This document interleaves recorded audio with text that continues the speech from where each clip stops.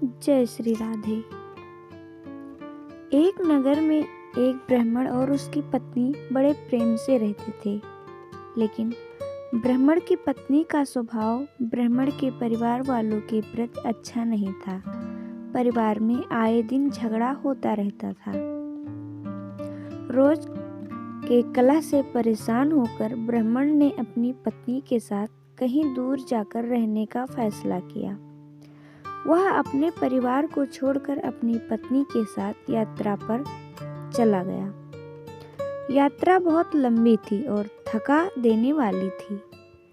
बीच रास्ते में जब ब्राह्मणी को प्यास लगी तो ब्राह्मण ने उसे एक पेड़ की छाया में बिठाया और खुद पानी लेने चला गया। जलाशय दूर होने के कारण उसे वापस आने में थोड़ा समय लगा। जब ब्राह्मण उस स्थान पर पहुंचा तो उसे अपनी पत्नी को मृत पाया। उसके पास बैठकर ब्राह्मण विलाप करने लगा और जोर जोर से रोने लगा। तभी एक आकाशवाणी हुई कि यदि तुम अपनी पत्नी को अपना आधा जीवन दे दो तो वह जीवित अवश्य हो जाएगी। इसे ब्राह्मण ने स्वीकार कर लिया और अपनी पत्नी को जीवित कर लिया। अपनी पत्नी को आधा उम्र अपना दान में दे दिया। दोनों ने फिर आगे का सफर शुरू किया। चलते चलते वह दोनों एक नगर के द्वार पर पहुंचे। ब्राह्मण ने ब्राह्मणी से कहा, तुम यहीं ठहरो, मैं भोजन सामग्री लेकर आता हूँ। यह कहकर ब्राह्मण वहां से चला गया। कुछ देर बाद उसी स्थान पर एक लंगड़ा व्यक्ति आया। वह व्यक्ति शरीर से बलवान और दिखने में अत्यंत सुंदर था। लंगड़ा हंसने लगा और ब्राह्मणी से बातें करने लगा और ब्राह्मणी भी हंसकर उसके साथ बातें करने लगी। दोनों में खूब बातचीत हुई और दोनों एक दूसरे से प्यार करने लगे। दोनों एक दूसरे की तरफ आकर्षित हो गए। दोनों ने आगे की जिंदगी साथ बिताने का निश्चय कर लिया। कुछ देर बाद जब ब्राह्मण वहां भोजन लेकर पहुंचा तो ब्राह्मणी ने कहा, यह लंगड़ा भी भूखा है, इसे अपने हिस्से का कुछ भोजन दे दो। ब्राह्मण ने ब्राह्मणी की बात मानी और लंगड़े को भोजन कराया। भोजन के बाद वह फिर से यात्रा पर निकले तो ब्राह्मणी ने ब्राह्मण से निवेदन किया कि इस लंगड़े को भी अपने साथ ले चलो। जब भी तुम कहीं जाते हो तो मैं अकेली रह जाती हूँ। यह मेरे साथ रहेगा तो मेरा अकेलापन भी दूर हो जाएगा और रास्ता भी आसानी से कट जाएगा।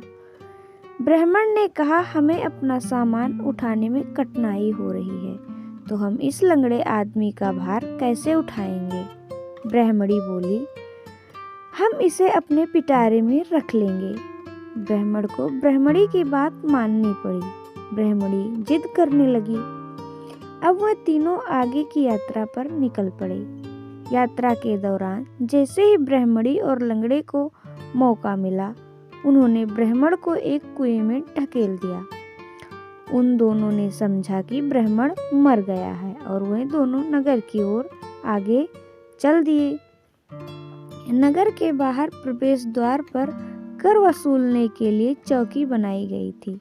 जब कर वसूलने वाले सैनिक ब्राह्मणी का पिटारा खोला तो उनमें से एक लंगड़ा व्यक्ति मिला। दूत के द्वार यह बात राज दरबार में पहुंच गई। फिर ब्राह्मणी और उस लंगड़े को राजा के सामने पेश किया गया। राजा ने पूछा कि ब्राह्मणी ये क्या है? तब ब्राह्मणी ने बताया, यह लंगड़ा आदमी मेरा पति है। हम अपने परिवार के झगड़ों से परेशान होकर यहाँ रहने आए हैं। तब राजा ने उन दोनों को अपने राज्य में रहने की अनुमति दे दी। कुछ दिनों बाद उस ब्राह्मण को एक साधु ने कुएं से बाहर निकाला। कुएं से बाहर आने के बाद ब्राह्मण उसी राज्य में गया जहाँ ब्राह्मणी और लंगड़ा रहते थे। जब ब्राह्मणी ने ब्राह्मण को देखा तो उसने राजा से कहा, यह मेरे पति का पुराना वैरी है। अथवा इसका वध कर दीजिए। राजा ने ब्राह्मण को मारने का आदेश दे दिया। राजा की आज्ञा सुनकर ब्राह्मण बोला, राजन, इस महिला ने मुझसे कुछ लिया है, मुझे उसे वापस दिला दीजिए। राजा ने ब्राह्मणी से कहा, देवी, तुमने जो कुछ भी उनसे लिया है उसे लौटा दो।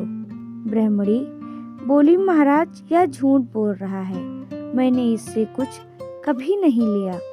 ब्राह्मणी ने याद दिलाया कि तुमने मेरा आधा जीवन ले लिया है, सभी देवता इसके साक्षी हैं।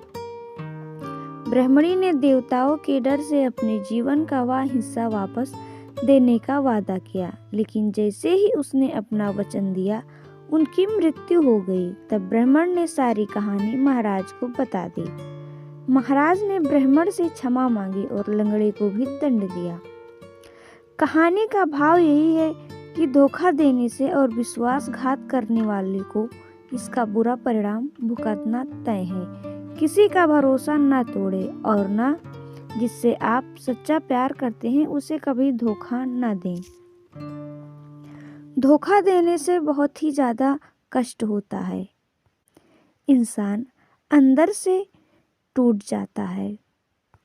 इसलिए हमें कभी किसी के साथ छल नहीं करना चाहिए। आपको ये कहानी कैसी लगी कमेंट बॉक्स में ज़रूर बताएं और हमारे चैनल को लाइक करें, शेयर करें, सब्सक्राइब करें। जय श्री राधे।